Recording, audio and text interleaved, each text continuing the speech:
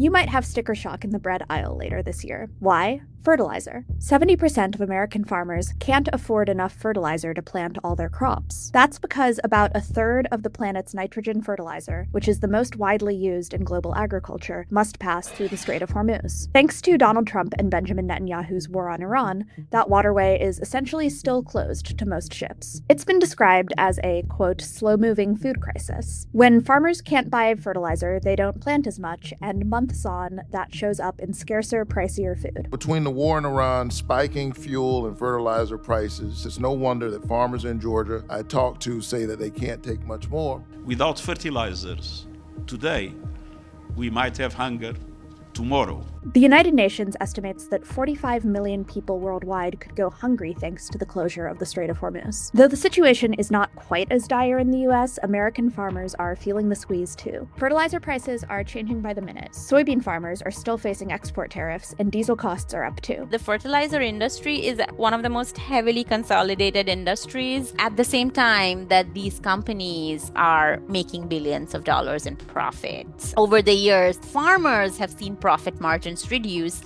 because of higher cost of fertilizer. 4 major manufacturers control nearly the entire US fertilizer market, and they've increased nitrogen fertilizer prices 28% since the war on Iran began in February. Meanwhile, farmers are scrambling, planting less food and switching to less fertilizer-thirsty crops. About 4 million acres of corn have been switched over to soybean just to for the fact that, fertilizer availability was much less this spring. The Iran fertilizer shock will likely impact wheat in particular. Combined with some bad weather and a long-standing drought, the war is making this the worst year for wheat yields in decades. So there's a chance the cost of bread will spike later this year. Some experts suggest that even if the war ends tomorrow, high fertilizer prices will persist through at least 2027. For more on food and national security, head to motherjones.com.